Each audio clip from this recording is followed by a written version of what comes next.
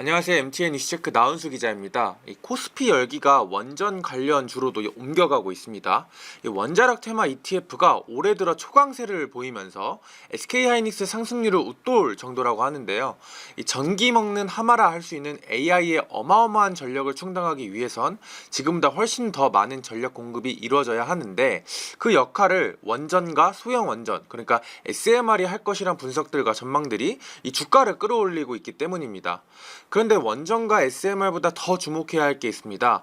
바로 오늘 주제인 가스터빈인데요. 짓는데 오래 걸리는 대형 원전, 아직 개발도 되지 않은 SMR보다 이 현실적인 대안으로 이 가스터빈을 주목해야 된다라는 이야기들이 시장에서 나오고 있습니다. 오늘 이슈체크에서는 첫 번째, AI 시대에 왜 가스터빈에 주목해야 된다는 이야기가 나오는지, 두 번째, 현재 AI 투자가 가장 활발히 진행되는 미국에서 이뤄지는 가스터빈 투자 이야기를 더 해드리고요.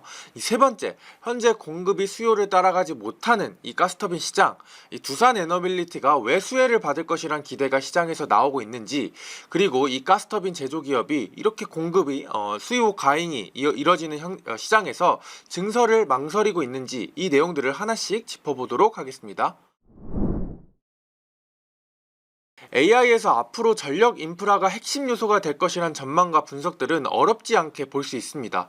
최근 김용범 청와대 정책실장은 자신의 SNS에 AI는 이제 코딩이 아닌 전기의 전쟁이다 라는 제목으로 AI의 경쟁력이 소프트웨어에서 이 반도체 칩, 인프라 구축 같은 하드웨어로 중심축이 옮겨가고 있다라고 하면서 한국 역시 AI가 요구하는 규모와 속도로 전력을 공급할 수 있는 인프라를 구축해야 된다라고 강조하기도 했고요.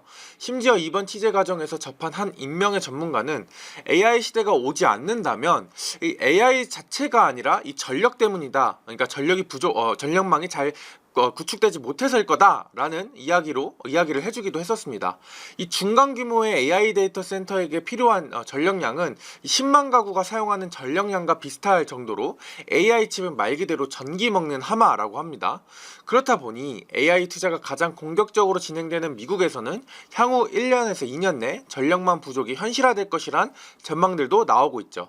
이 미국 에너지부 DOE는 미국 전체 전력 소비에서 데이터 센터가 차지하는 비중이 2023년 한 4.4% 정도인데 2028년 12%로 증가할 것이다 라고 전망하고 있고, 또 국제에너지기구 IEA는 2030년 데이터 센터 전력 소비로만 945테라와트로 현재보다 약 2배 이상 증가할 것으로 전망하고 있습니다. AI 경쟁에서 살아남기 위해선 결국 이 전력 수요를 뒷받침할 수 있는 인프라 구축이 필수적인 상황이 된 거죠. 최근 원전주가 SK하이닉스와 삼성전자처럼 AI 관련주로 묶이는 것도 이러한 맥락입니다. 원자력 테마 ETF의 수익률이 연초 대비 60에서 70%에 달할 정도로 이 SK하이닉스와 삼성전자의 연초 수익률보다 상회하는 수준인데, 이렇게 원전주가 뛰고 있다는 건 이 향후 AI의 전력 소요를 대형 원전과 SMR이 충당할 것이란 기대감이 반영됐다, 이렇게 볼 수 있는 거죠. 실제로 증권가 리포트들 대다수가 이 미국 정부가 추진 중인 원전 프로젝트에서 이 K원전 기업들이 기자재 수주를 기대해 볼 수 있다라는 분석들을 내놓고 있고요. 소형 모듈 원자로인 SMR에 대한 기대감 역시 반영되고 있는 상황입니다. 그런데 이런 기대감이 정말 현실화될 수 있을까요? 이 전문가들은 이 질문에 대해서 세모라고 답합니다. 원전과 SMR이 안 된다라는 건 아니고요. 이 대형 원전과 SMR이 향후 AI 전력을 충당하는 데 있어 역할을 할 것이라고 예상은 하지만, 이 단기적인 관점에서 봤을 때 현실적으로 그 역할을 하긴 어렵다, 그러니까 현재로서는 하긴 어렵다라는 거죠. 이 대형 원전을 예로 들어볼까요? 잘 아시다시피 대형 원전 건설 프로젝트는 최소 10년짜리입니다. 짓는데 굉장히 오래 걸리는 거죠. 트럼프 행정부의 원전 정책 역시 2030년 대형 원자력 10기를 착공하는 것, 그러니까 건설을 이제 착공하는 것을 목표로 하고 있고, 2050년까지 이렇게 완료가 되는 계획되어 있는 매우 장기적인 프로젝트입니다.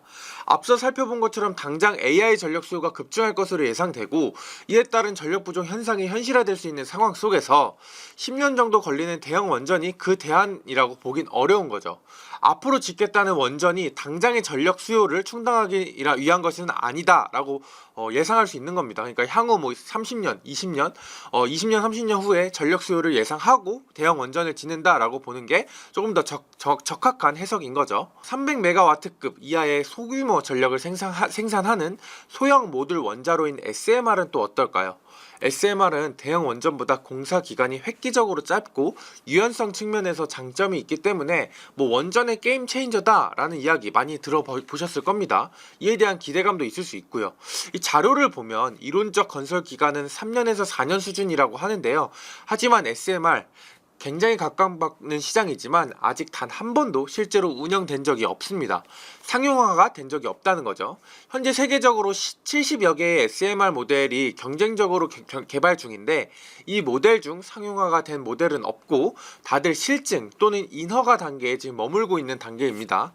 아직 국제공통 표준 설계로 자리 잡혀 있지 않아서 어떤 SMR이 표준화가 될지도 모르는 불확실한 상황이 이어지고 있고 시장에서 언급하는 2030년 중반까지 상용화가 실현 가능한지 이 여부도 좀 두고 봐야 합니다. 즉 SMR도 당장 폭증할 것으로 예상되는 AI의 전력을 충당하기엔 어려울 수 있다라는 거죠.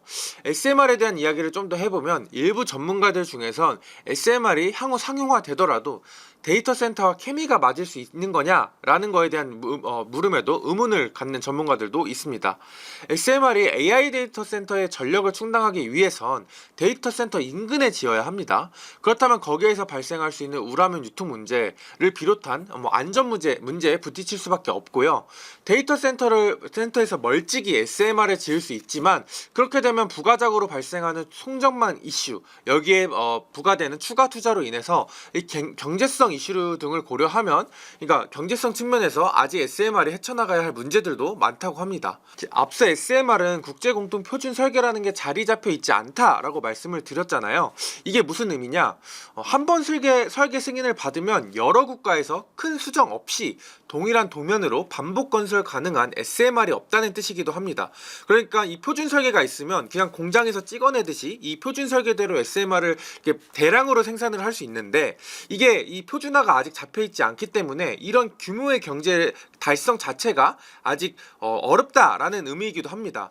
그래서 이 혹자는 경제성 측면에서 봤을 때 여전히 대형 원전이 더 쌀 수 있다 뭐 이런 이야기들도 하고 있고요.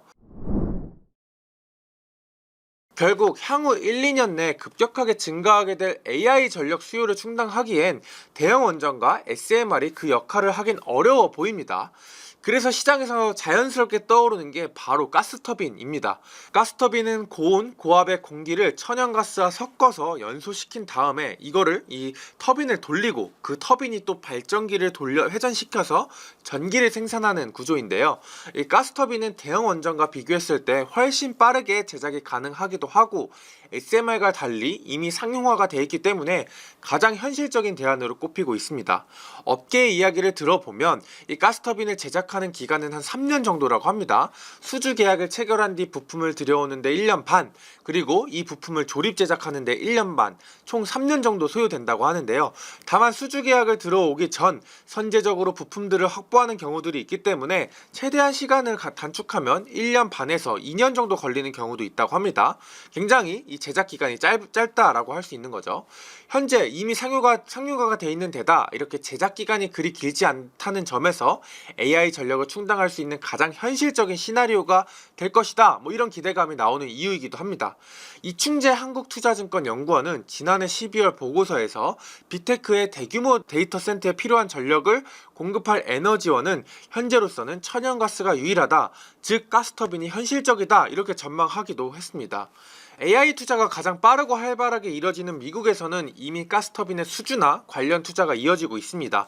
AI 기업들이 가스터빈을 이른바 싹쓸이하는 상황이 벌어지고 있다고 하는데, 특히 미국 최대 사모펀드 중 하나인 블랙스톤이 지난해 말에 단행한 가스터빈 투자에 더욱 주목할 필요가 있습니다. 블랙스톤은 지난해 11월 미국 웨스트버지니아의 600메가와트급 규모의 복합가스 터빈 발전소 프로젝트에 12억 달러를 투자한다고 밝혔는데요. 이걸 단순 계산 계산해보면 1kW당 2,000달러를 투자하는 셈입니다.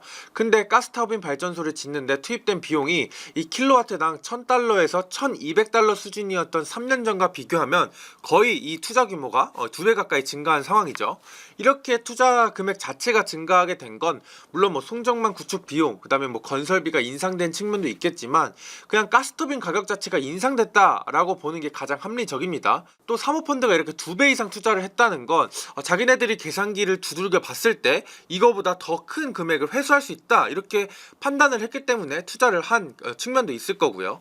AI 전력 수요를 충당한 한 수요처로 가스터빈에 대한 수요가 급증하는 상황이다 보니 가스터빈에 대한 공급 부족 현상이 있는 상황이라고 합니다. 계속되는 수요 외에 가스터빈 인도 시점이 2030년까지 지금 주문을 해도 2030년까지 밀려난다라는 외신 보도도 있고요. 가스터빈 시장은 미국의 GE 버노바, 독일의 지멘스, 일본의 미쓰비시가 가스터빈의 3강 체제로 자리 잡은 지 오래입니다. 이 3사가 시장의 80%를 점유하고 있을 정도라고 하는데 이 계속되는 가스터빈 주문에 이 3사의 가스터빈 최근 실적이 굉장히 좋아지고 있는 상황입니다. 독일 기업 지멘스의 경우 가스터빈 판매량이 2024년 100대에서 2025년 194대로 2배 증가를 했고요. 최근 회계연도 그러니까 2026년 1분기 실적을 발표했는데 이 기간 신규 수주액이 가스터빈 부분에서 88억 유로 그러니까 하나 기준 15조 원 신규 수주를 늘리면서 가스터빈 수주 잔고가 80기가와트로 급격히 증가하는 중이라고 하고요. 이번 컨퍼런스 콜에서 지멘스 CEO가 언제 인도할 수 있는가? 이 모든 고객의 첫 질문이다.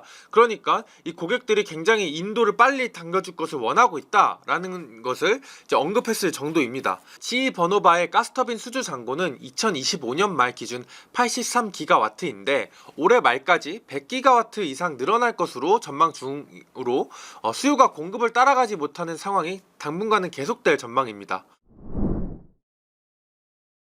이 가스터빈 시장은 이제 독일의 지멘스, 미국의 GE 버노바, 일본의 미쓰비시가 80% 먹고 있는 시장이라고 말씀을 드렸잖아요. 그런데 왜 두산 에너빌리티가 가스터빈의 수혜를 받을 거다라는 이야기가 나올까요? 사실 그동안 두산 에너빌리티의 가스터빈이 글로벌 시장에서 차지하는 입지는 매우 좁았습니다. 2019년 세계 5번째로 대형 가스터빈 국산화에 성공한 이후 국내 수주는 덜어 있었지만 해외 수주는 전무했거든요. 이 가스터빈을 개발한 지도 얼마 안 됐고 트랙 레코드 그러니까 수주 경력이 해외에서 없다 보니 여기에다가 또 워낙 경쟁자들은 쟁쟁하다 보니 이 글로벌 시장에서 이 비좁은 틈을 잡고 들어가긴 어려웠다라는 게 적합한 해석이죠. 그런데 AI 기업들의 연이은 가스터빈 주문으로 이 3강 기업들이 이 수요를 감당하지 못하면서 5위 기업인 두산 에너빌리티에도 현재 기회가 오고 있다는데요. 지난해 10월 미국 비테크 기업가 380메가와트급 대형 규모의 가스터빈 2기 주문을 받은 데 이어서 12월에 동일 비테크 기업으로부터 3기 공급 계약을 추가로 맺었습니다. 그러니까 총 5기 공급 계약을 맺은 거죠. 수주 계약 규모는 밝혀진 거는 아직 없고요. 근데 국내에서 수주한 수주 금액보다 더 높을 거다라는 게 증권가의 전망입니다. 정확하진 않지만 앞서 블랙스톤이 600메가와트급을 설치하는데 12억 달러를 지는다고 하니 한 기당 얼추 9천억 원에서 1조 원 정도 수주를 하지 않았을까? 라는 추측이 들긴 합니다. 뭐 정확한 건 아니고요. AI 쪽에선 가스터빈 주문이 이어지고 있고 기존 3사가 감당하지 못하는 현상들이 당분간 지속될 가능성이 높기 때문에 두산 에너빌리티 역시 추가 수주를 할 가능성도 기대해 볼 만합니다. 회사 내부에도 이런 부분을 좀 기대하고 있는 것 같기도 하고요. 이 이야기를 듣다 보면 문득 궁금한 게 생깁니다. 앞서 동미일, 그러니까 독일, 미국, 일본 이 3사가 가스터빈 극강 기업이라고 했는데 이들 기업들이 가스터빈 생산 공장을 증설한 가능성은 없는가? 아니면 혹시 현재 이들이 증설을 하고 있는 건 아닌가? 가 좀 궁금해집니다. 상식적으로 이렇게 수요가 굉장히 많이 늘어나고 있는데 이렇게 그러니까 증설을 해서 돈을 더 기업들이 많이 벌고 싶을 수도 있는 거잖아요. 정답부터 말씀드리면 현재 이 3강 기업은 증설할 계획은 있지만 그 폭이 매우 제한적인 수준입니다. GE 버노바의 경우 가스터빈 생산량은 20기가와트에서 28년 24기가와트로 늘릴 계약인데 이 폭증하는 수요와 비교했을 때 늘리는 양이 고작 4기가와트 정도밖에 안 되는 다수 보수적인 스탠스를 취하고 있고요. 다른 기업들 역시 증설을 대규모로 하겠다 뭐 이런 적극적인 계획을 밝히고 있지 않습니다. 폭증하는 수요를 감안하면 증설을 합법도 한데 왜 이렇게 하지 않는 걸까요? 제가 취재를 하면서 들은 건 크게 두 가지입니다. 첫 번째는 과거의 그러니까 트라우마가 작용하고 있다고 합니다. 2000년대 초반 IT 버블이 불기 전 시장에선 IT 수요에 힘입어서 전력 수요가 끝없이 늘 거다라는 낙관론이 만연해 퍼지자 이런 시장의 예상에 맞춰서 이 가스터빈이나 전력기기 기업들이 선제적으로 엄청난 투자를 했다고 하는데요. 그런데 결과는 실상은 그러니까 IT 버블로 판단이 나고 IT 기업들이 대부분 쓰러지면서 이 선제적 투자가 결국 수천억 달러의 손실로 이어졌다고 합니다. 이 여파로 지인은 이 영향에 대규모 구조조정을 하기도 했었다고 하고요.